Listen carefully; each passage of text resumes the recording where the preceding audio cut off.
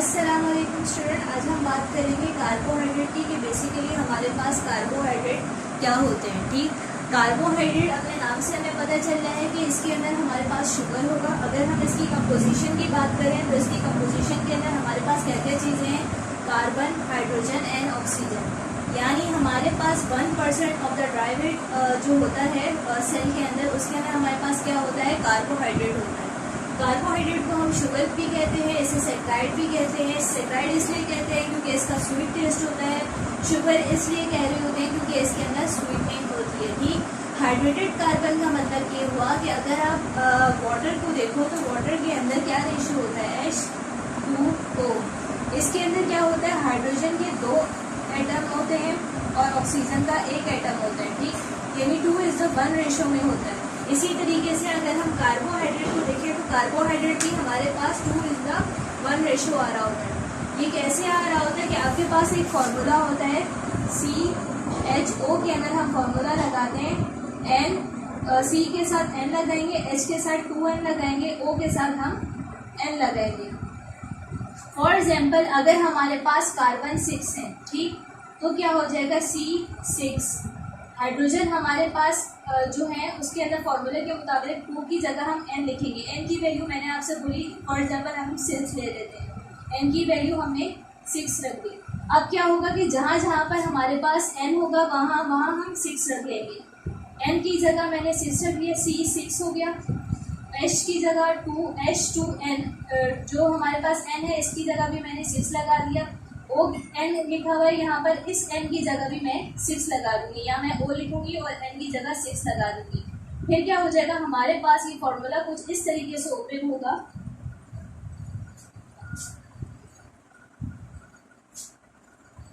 यहाँ मैं आपको लिखकर बता देती हूँ, C6H12O6। अगर आप इसको यहाँ से इसको आप अगर डिवाइड करो तो कुछ इस तरीके से होगा, 6 1 6, 6 2 12, 6 1 6। यानी हमारे पास रेशियो क्या आया, यहाँ पर हाइड्रोजन और ऑक्सीजन का 2:1 रेशियो आया। इसीलिए हम कह रहे होते हैं कि हमारे पास क्या होते हैं, हाइड्रेटेड कार्बन होते हैं।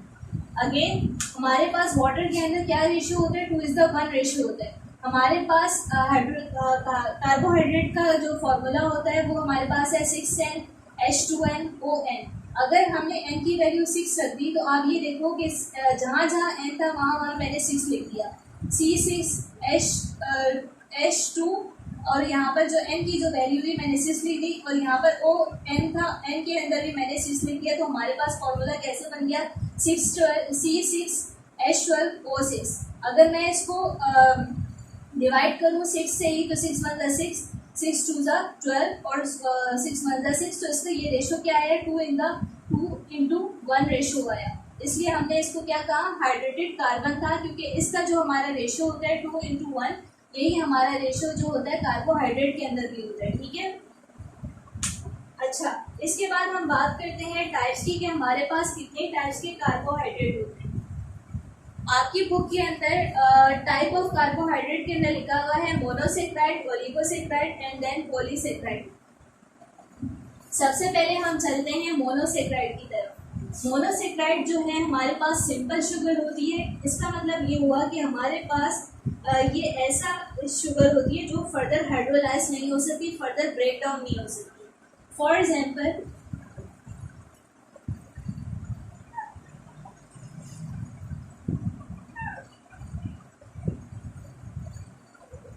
हमारे पास जो ग्लूकोज है वो सबसे स्मॉलेस्ट यूनिट है कार्बोहाइड्रेट की। उसका क्या होता है, C6H12O6, ये उसका ग्लूकोज का फॉर्मूला है। अगर आप इस ग्लूकोज को फर्दर डिवाइड कर दो, फॉर एग्जांपल यहाँ से कार्बन हटा दो, और तो सिर्फ और सिर्फ क्या बच जाएगा, H12O6 बच जाएगा। यानी वाटर के हमारे पास 4 मॉलिक्यूल बच जाएंगे। इसका मतलब ये हुआ कि वाटर के मॉलिक्यूल कहलाएगा, ये कार्बन का एटम कहलाएगा, कार्बन का मॉलिक्यूल कहलाएगा, लेकिन ये देन कार्बोहाइड्रेट नहीं कहलाएगा। इसका मतलब ये हुआ कि मोनोसेक्राइड जो होते हैं फर्दर हाइड्रोलाइज नहीं हो सकते, फर्दर वो ब्रेकडाउन नहीं हो सकते। ठीक, इसीलिए हम इसे क्या कहते हैं कि हमारे पास सिंपल शुगर होती है जो हमारे पास फर्दर हाइड्रोलाइज नहीं हो रही होती। अगर हम इसके जनरल फार्मूला की तरफ जाएं तो इसका जनरल फार्मूला हमारे पास क्या होता है, CnH2nOn। अगर आपको पास बोला जाए कि आपके पास कार्बन जो है 3 है, आपके पास n की वैल्यू जो है वो 3 है, तो आप इस फॉर्मूले के अंदर n की वैल्यू कैसे पुट करोगे? C3H2 into 3 and then O3 कैसे हो जाएगा? C3H6O3। ठीक है। इसी तरीके से अगर n की वैल्यू 4 हो जाए तो आप जहाँ जहाँ पर n लिखा हुआ है वहाँ पर आप 4 लिख दोगे। फिर इसी तरीके से n की वैल्यू 5 हो जाए तो जहाँ जहाँ n लिखा हुआ है वहाँ आप 5 लिख दोगे। ठीक है। इस तरीके से आप अपने फॉर्मूले के अंदर n की वैल्यू पुट करते जाओगे। इस तरीके से आपके पास मोनोसेक्राइड जो है उसका आपके पास फॉर्मूले के जरिए आप डिफरेंट मोनोसेक्राइड जो है उनको क्लासिफाई कर पाओगे। ठीक।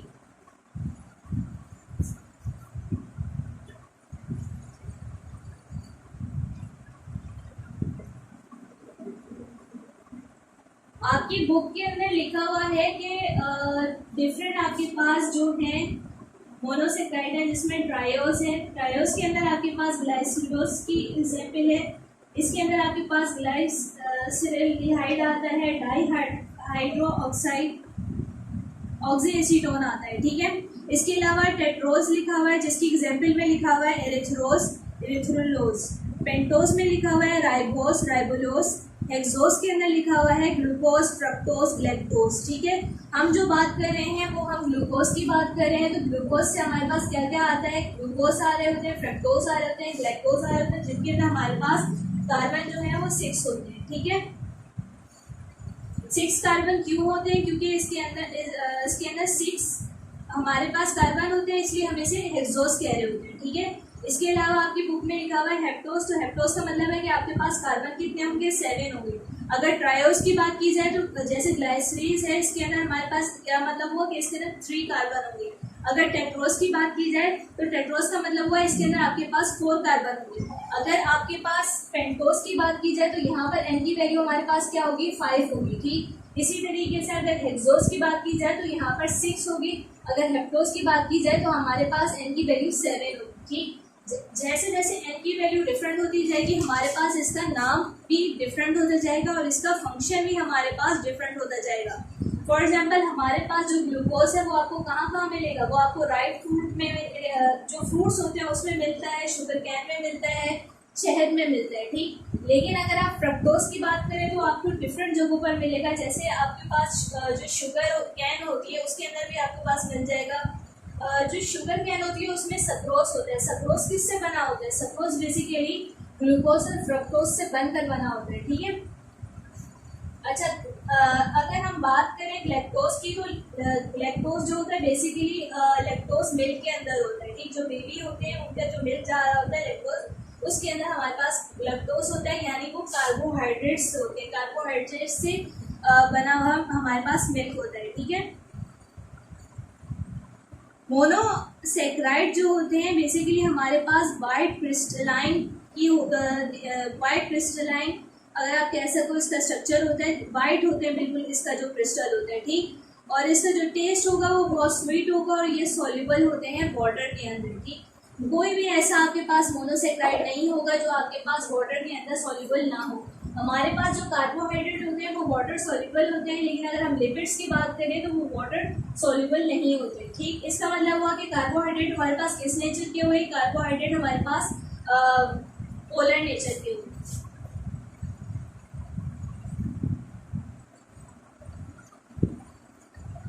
मोनोसेक्राइड जो है बेसिकली हमारे पास फ्रूट और वेजिटेबल में पाए जाते हैं। ठीक है। एंड देन हम चलते हैं ओलिगोसेक्राइड की तरफ।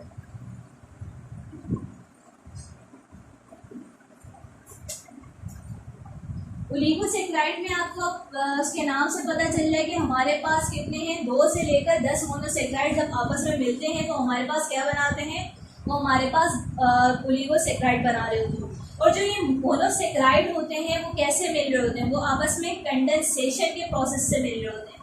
आपसे मैंने लास्ट लेक्चर में बात की थी, हमारे पास कंडेंसेशन का प्रोसेस क्या होता है, जिसके अंदर हमारे पास 2 मॉलिक्यूल जो होते हैं वो आपस में मिलते हैं और क्या बनाते हैं, एक नया दो मोनोमर आपस में मिलते हैं और वो आपस में क्या बनाएंगे, पॉलीमर बनाएंगे और इसके साथ साथ क्या बनाएंगे, वाटर का मॉलिक्यूल बनाएंगे। इस प्रोसेस को हम क्या कहते हैं, इस प्रोसेस को हम कहते हैं कंडेंसेशन। मैंने आपसे कहा था जब आप खाना खाते हैं तो हाइड्रोलाइसिस होती है, यानी खाना आपका ब्रेक डाउन हो जाता है, ठीक है। उसके बाद आपके सेल के अंदर वही खाना आपके कंडेंसेशन के प्रोसेस के जरिए एनर्जी प्रोड्यूस कर रहा होता है, मतलब सारे जितने भी अमाइनो एसिड हैं मिलकर प्रोटीन बनाएंगे और वो आपकी बॉडी के अंदर एनर्जी प्रोवाइड करेंगे, ठीक। ये प्रोसेस हमारे पास क्या कहलाएगा, कंडेंसेशन का कहलाएगा। इसी तरीके से यहाँ पर क्या हो रहा होता है, एक ग्लूकोज दूसरे फ्रक्टोज के साथ मिलेगा तो क्या बनाएगा, सक्रोज बनाएगा और साथ में वाटर को रिलीज करेगा। ये किस प्रोसेस के जरिए हो रहा है, ये कंडेंसेशन के प्रोसेस के जरिए हो रहा है।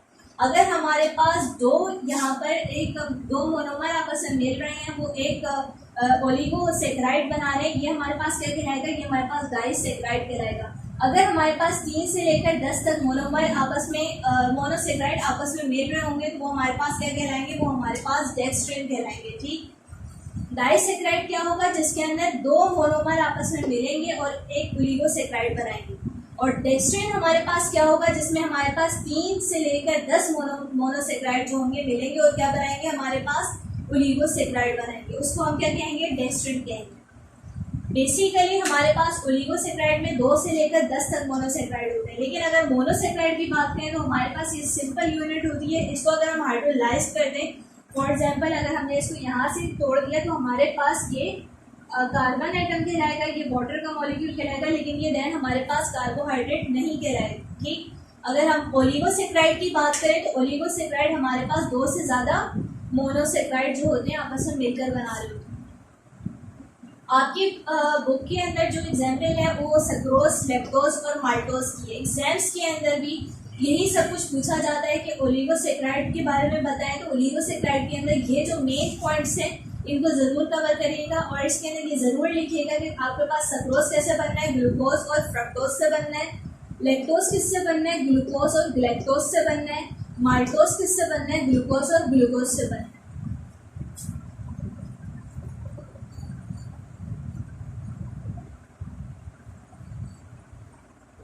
बेसिकली जो हमारे पास सक्रोज होता है वो प्लांट के अंदर हमारे पास मौजूद होता है, जैसे आपके पास शुगर कैन हो गए, बीट रूट हो गए, इसके अंदर हमारे पास सक्रोज होता है, ठीक। अगर हम बात करें लैक्टोज की तो ये हमारे पास मिल्क के अंदर पाया जाता है, ठीक। और अगर हम बात करें माल्टोज की तो माल्टोज जो है बेसिकली ये एक्सट्रैक्ट किया जाता है, ये नेचर में ऐसे नहीं होता है, इसको एक्सट्रैक्ट किया जाएगा, ठीक। ग्लूकोज और ग्लूकोज को बनाया जाएगा, दोनों मोनोमर्स को देन एक्सट्रैक्ट किया जाएगा, देन हमारे पास क्या आएगा, माल्ट से हम एक्सट्रैक्ट करेंगे, देन हमारे पास माल्टोज आएगा, ठीक। और सक्रोज का तो आपको मैंने बताया कि ये शुगर कैन के अंदर पाया जाता है।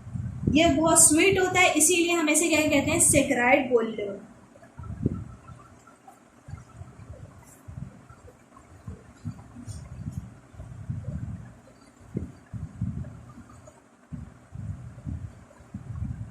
देन हमारे पास आता है पॉलीसेक्राइड। ये हमारे पास थर्ड टाइप है कार्बोहाइड्रेट की, जिसके अंदर आप ये पढ़ोगे कि हमारे पास क्या होते हैं, हाई मॉलिक्यूलर वेट होता है, सही।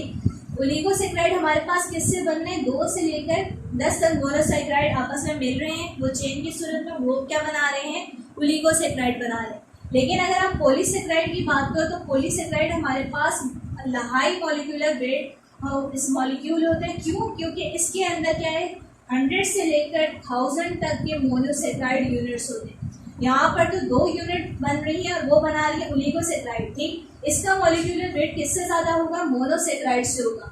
मोनोसेक्राइड का मॉलिक्यूलर वेट सबसे कम होगा, देन हमारे पास ओलिगोसेक्राइड आएगा, क्योंकि इसके अंदर 2 से लेकर 10 तक मोनोसेक्राइड है।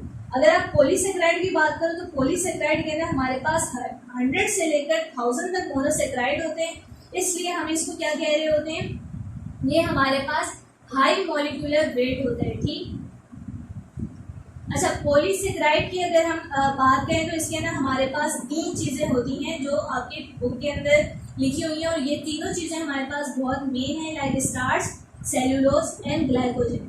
दोनों से पॉलीसेक्राइड की एग्जाम्पल में हमारे पास क्या क्या है, starch, cellulose and glycogen. Monosaccharide के अंदर मैंने आपको क्या बताया था, आपके पास जितने भी कार्बन एटम होंगे उसकी क्वांटिटी के मुताबिक क्या होगा, मोनोसेक्राइड का नाम होगा। लाइक ट्रायोस होगा, टेट्रोस होगा, हेक्सोस होगा, पेंटोस होगा, ठीक, ग्लूकोज होगा। हेक्सोस को हम जो क्या बोल रहे होते हैं, ग्लूकोज भी बोल रहे होते हैं। ओलिगोसेक्राइड के अंदर मैंने आपको बोला था कि ग्लूकोज और फ्रक्टोज मिलकर सक्रोज बना देंगे, ग्लूकोज और ग्लैक्टोज मिलकर लैक्टोज बना देंगे, ग्लूकोज और ग्लूकोज मिलकर माल्टोज बना देंगे, ठीक है। मेन जो हमारे पास ओलिगोसेक्राइड आपके बुक के अंदर है वो हमारे पास ये है, सक्रोज, लैक्टोज एंड माल्टोज। लेकिन अगर हम पॉलीसेक्राइड की बात करें तो पॉलीसेक्राइड में हमारे पास क्या क्या है, हमारे पास स्टार्च है, सेल्यूलोज है एंड देन ग्लाइकोजन। स्टार्च अपने नाम से हमें पता चल रहा है कि प्लांट के अंदर हमारे पास पाया जाता है। ग्लाइकोजन अपने नाम से पता चल रहा है कि ये हमारे पास एनिमल के अंदर पाया जाता है। जो हमारे पास मीट होता है उसके अंदर हमारे पास क्या पाया जाता है, ग्लाइकोजन पाया जाता है। जो हमारे पास सेल वॉल होते हैं वो हमारे पास किससे बने होते हैं, जो हमारा प्लांट जो है अपना जो फूड है वो किससे स्टोर कर रहा होता है, स्टार्च में स्टोर कर रहा होता है। और एनिमल किसमें स्टोर कर रहा होता है, ग्लाइकोजन में। और सेल्यूलोज हमारे पास कहाँ होता है, प्लांट की सेल वॉल के अंदर पाया जाता है।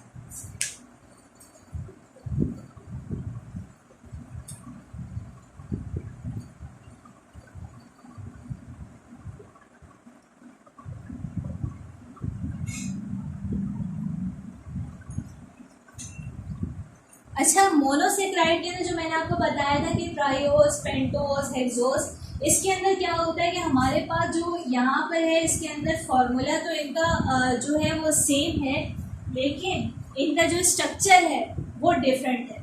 ये फॉर्मूला सेम है ना मोनोसेक्राइड में, लेकिन इसका स्ट्रक्चर डिफरेंट हो जाता है। लाइक यहाँ पर 3 आ जाएगा, कभी 4, कभी 5, कभी 6। तो इसका मतलब ये हुआ कोई भी ऐसे हमारे पास एलिमेंट जिनका स्ट्रक्चर सेम हो लेकिन फॉर्मूला डिफरेंट हो, वो हमारे पास क्या कहलाते हैं, वो हमारे पास कहलाते हैं आइसोमर, ठीक।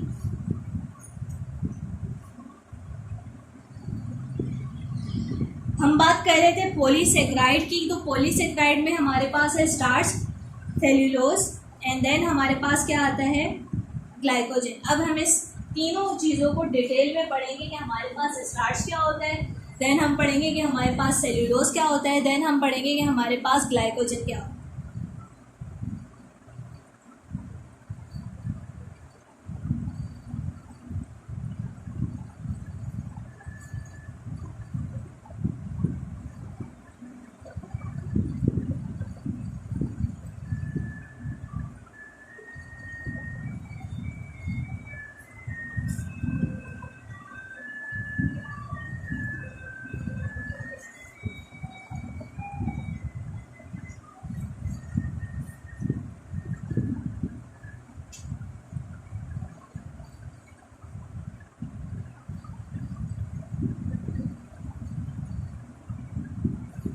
आप लोगों ने ये नोट कर लिया तो मैं इसे मिटा देती हूँ।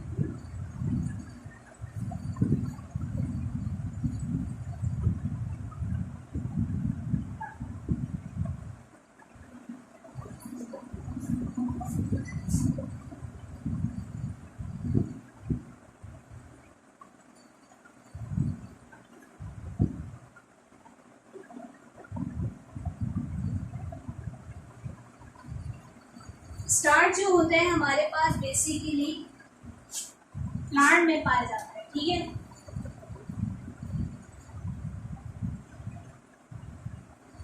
प्लांट अपना जो फूड होता है वो कहाँ स्टोर कर रहा होता है, वो स्टोर कर रहा होता है स्टार्च की मतलब उसकी सूरत में, ठीक है।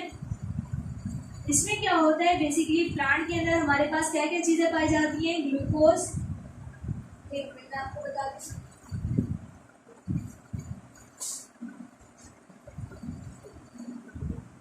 प्लांट के अंदर हमारे पास क्या होता है, ग्लूकोज और हमारे पास होता है फ्रक्टोज। मैंने आपसे कहा था ग्लूकोज और फ्रक्टोज प्लांट क्या बना देगा, इससे सक्रोज बना देगा। अब ये सक्रोज जो होगा ये ब्रेक डाउन होगा और डिफरेंट जगहों पर जाएगा। जब ये ब्रेक डाउन होगा कंडेंसेशन की सूरत में तो क्या बनाएगा, ये हाइड्रोलाइसिस से तो ये क्या बनाएगा, ये सक्रोज जो है वो कंडेंसेशन के प्रोसेस में ग्लूकोज फ्रक्टोज मिले आपस में सक्रोज बनाया और इसके साथ वाटर बनाया। अब हाइड्रोलाइसिस में क्या होता है कि कोई भी हमारे पास ये कार्बोहाइड्रेट होता है वो वाटर के मॉलिक्यूल के साथ मिलकर क्या करेगा, खुद को हाइड्रोलाइज कर देगा, खुद को ब्रेक डाउन कर देगा। कंडेंसेशन में उन्होंने ये सक्रोज जो बनाया था, यही सक्रोज दोबारा से ब्रेक डाउन होगा हाइड्रोलाइसिस के जरिए। हाइड्रोलाइसिस के जरिए जब ये ब्रेक डाउन होगा तो दोबारा क्या बना देगा, ग्लूकोज बनाएगा, ग्लूकोज एंड फ्रक्टोज। ये जो ग्लूकोज होगा ये जमा होता रहेगा कि दोबारा से ये ग्लूकोज फ्रक्टोज बने, इन्होंने सक्रोज बनाया, सक्रोज ब्रेक डाउन हुआ, इसने फिर एक और ग्लूकोज बना दिया। इसी तरीके से ये सारे जो ग्लूकोज जो थे, ये जब खाना बन रहा था ये आपस में एक चेन बनाते गए। ये जो ग्लूकोज की जो चेन बनती गई ये क्या होगी, ये स्टोर हो जाएगी एज स्टार्च की सूरत में हमारी बॉडी, प्लांट की बॉडी में स्टोर हो जाएगी। जब रात के अंदर प्लांट अपना खाना नहीं बना रहा होता, क्योंकि फोटोसिंथेसिस का प्रोसेस नहीं हो रहा होता, क्यों, क्योंकि वहाँ तक क्या होती है, सनलाइट नहीं होती। जब वहाँ सनलाइट नहीं होती तो प्लांट फोटोसिंथेसिस के जरिए खाना नहीं बना पा रहा होता। जब खाना नहीं बना पा रहा होता तो उसको खाना तो चाहिए, उसको सर्वाइव तो करना है। ऐसी सूरत में क्या होता है, ये जो हमारे पास ग्लूकोज होता है ये ब्रेक डाउन होता है और प्लांट को क्या करता है, एनर्जी प्रोवाइड करता है in the form of ATP. ठीक है,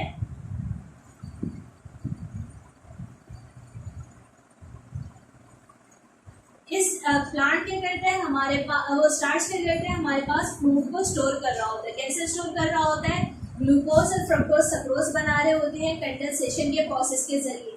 कंडेंसेशन के प्रोसेस के बाद हमारे पास हाइड्रोलाइसिस का प्रोसेस होता है, जिसके नतीजे में सक्रोज जो है दोबारा ब्रेक डाउन होता है ग्लूकोज के अंदर। ये जो हमारे पास ग्लूकोज है ये आपस में ये एक ग्लूकोज बन गया, फिर देन एक और सक्रोज दोबारा ब्रेक डाउन हुआ, फिर उसने दोबारा ग्लूकोज बना दी। सारे ग्लूकोज एक चेन की सूरत में जमा होते जाते हैं।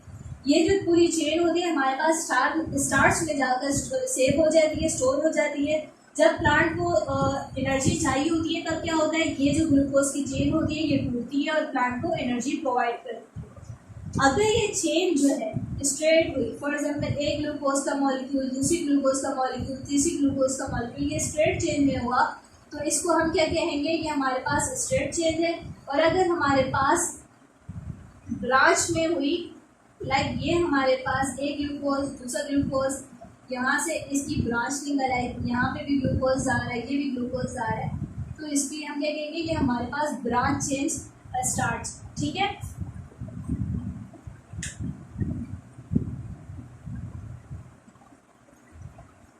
इस स्टार्च को हम कहेंगे हमारे पास स्ट्रेट चेन है, इस स्टार्च को हम क्या कहेंगे, हमारे पास ब्रांच चेन स्टार्च है।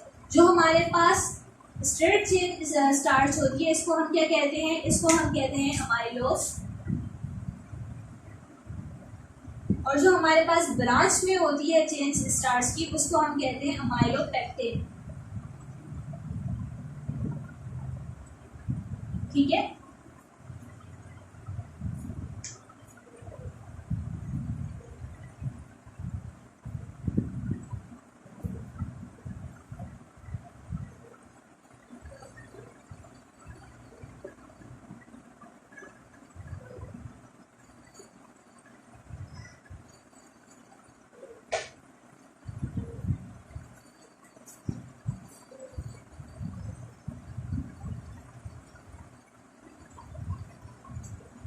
अब हम बात करते हैं सेल्यूलोज।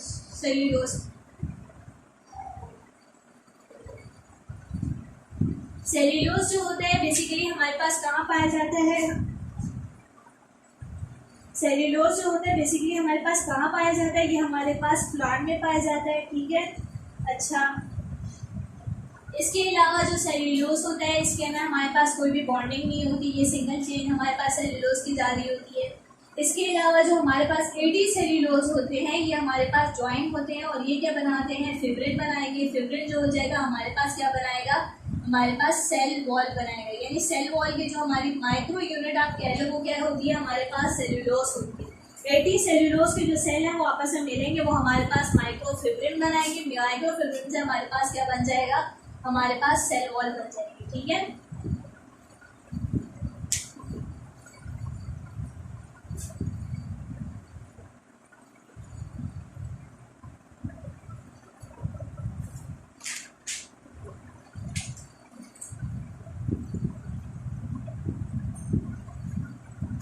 अच्छा, सेल्यूलोज का टॉपिक बहुत छोटा सा था। देन हमारे पास आता है ग्लाइकोजन।